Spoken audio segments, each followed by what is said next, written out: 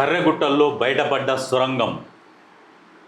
తప్పించుకున్న కీలక నేతలు. ఎట్టకేలకు మావోల స్థావరానికి బలగాల రాకను ముందే పసిగట్టిన మావోలు వారికి చిక్కకుండా మకాం మార్పు. ఎండ, డిహైడ్రేషన్తో బలగాలు. మావోయిస్టుల ఉక్కిరిబిక్కిరి. ప్రతికూల పరిస్థితుల్లోనూ బలగాల కుబింగ్.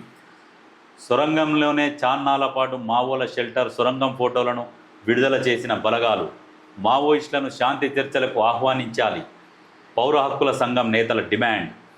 ఇన్నాళ్ళు అబోజ్మాడ్ అడవులు, కర్రెగుట్టలను ఆసరగా చేసుకొని మావోయిస్టు ఉద్యమాన్ని నడిపిస్తున్నారని అంచనా వేసిన భద్రత బలగాల లెక్క తప్పినట్లయింది.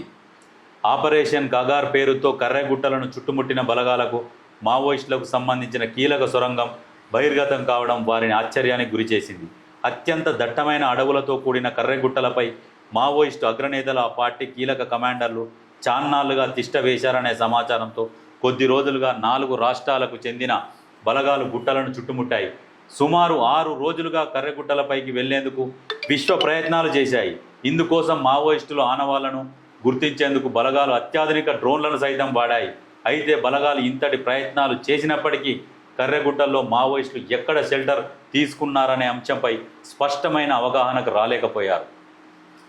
ఈ నేపథ్యంలోనే గత 6 రోజులుగా పట్టుబదలకుండా బలగాలు కర్రెగుట్టలపై వెళ్లేందుకు ప్రయత్నాలు ముమ్మరం చేశాయి.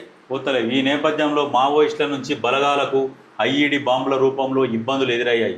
అయితే వాటన్నింటినీ అధిగమించిన బలగాలు ఎట్టకేలకు కర్రెగుట్టలపైకి చేరుకున్న ఈ సందర్భంగానే బలగాలకు మావోయిస్టులకు సంబంధించిన భారీ సొరంగం కంటపడడం ఆశ్చర్యం కలిగించింది.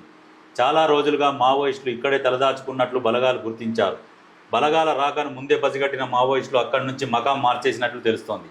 మరోవైపు ఇన్నాళ్ళు భద్రతా బలగాలు అత్యాధునిక సాంకేతిక పరిజ్ఞానాన్ని ఉపయోగిస్తూ మావోయిస్టుల కోసం వేట సాగించిన ఈ భారీ సొరంగంలో వారు తలదాచుకోవడం వల్లే అన్నల ఆచూకీని కనుక్కోలేకపోయామనే నిర్ధారణకు అధికారులు వచ్చారు. 4 రాష్ట్రాలకు సంబంధించిన బలగాలు కర్రెగుట్టలను చుట్టుముట్టడంతో బలగాల దాడులను రక్షణ పొందేందుకే ఈ భారీ సొరంగాన్ని వారు స్థావరంగా మార్చుకున్నట్లు అధికారులు వెల్లడించారు. సుమారు 1000 మంది పైగా తలదాచుకునేందుకు ఈ సొరంగం అనుకూలంగా ఉండడం గమనార్హం.